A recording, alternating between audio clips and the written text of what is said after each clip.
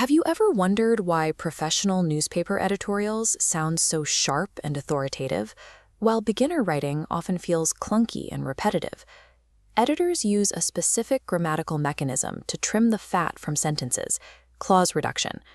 We will break down its 3 strict rules and the logic behind the dangling modifier, a structural error that accidentally flips your writing's meaning.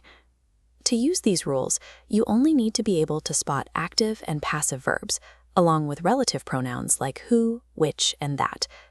When you remove these auxiliary structures, your sentences become denser. This density allows you to pack more information into a shorter space, which creates the direct, high-impact tone used in professional journalism. Before we start cutting words, there is one non-negotiable rule. Clause reduction is strictly forbidden unless the relative pronoun, words like who, which, or that, acts as the actual subject of the clause. Look at these 2 phrases.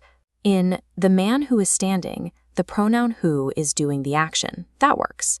But in "the book which I bought," the pronoun which is an object, followed by a new subject, I. We cannot reduce that one. Rule number 1 is the active voice hack. When the subject is actively performing the action, you delete the relative pronoun and the auxiliary verb. Let's do it. Take the sentence, "The boy who is playing football is my brother." We delete who is, leaving us with, "The boy playing football is my brother." We just append an ing to the main verb. You might be worried that deleting the be verb, like is or was, destroys the chronological timeline of the sentence. We rely on contextual tense. The main verb at the end of the sentence automatically dictates the time frame for your newly reduced clause. If the sentence ends with a past tense verb, the reader knows the action happened in the past. The active ing hack is the fastest way to make an action-driven sentence punchy without losing any critical chronological data. Rule 2 is the passive voice hack. We use this when an action is being done to the subject rather than by it. The mechanics here are simple. You entirely delete the relative pronoun and the be verb, leaving only the past participle, often called V3, behind.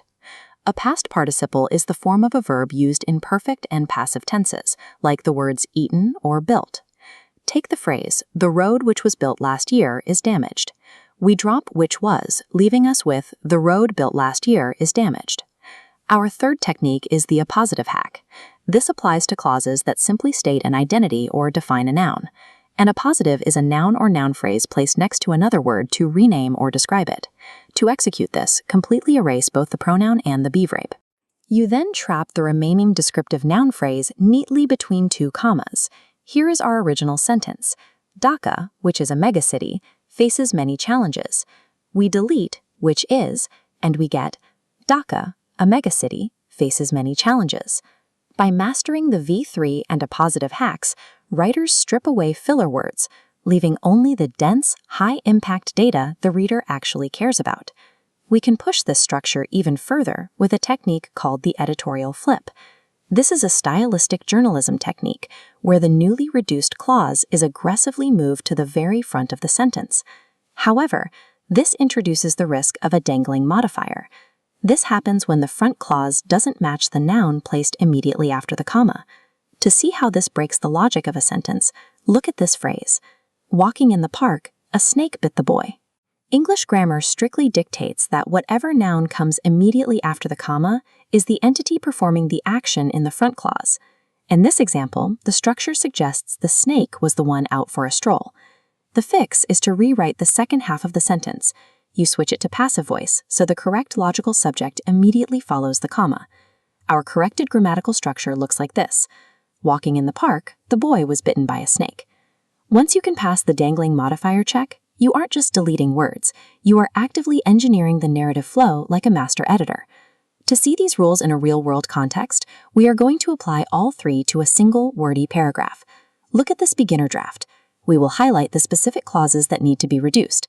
1 active, 1 passive, and 1 appositive. We strike through the weak words, apply our rules, and shrink the text block into a dense, professional editorial paragraph. You now possess the exact same tools used on professional editorial desks to write with clarity and precision. Now it's your turn to practice. I've pinned a clunky target sentence in the comments below. Apply these hacks and post your sleek, reduced version in the replies.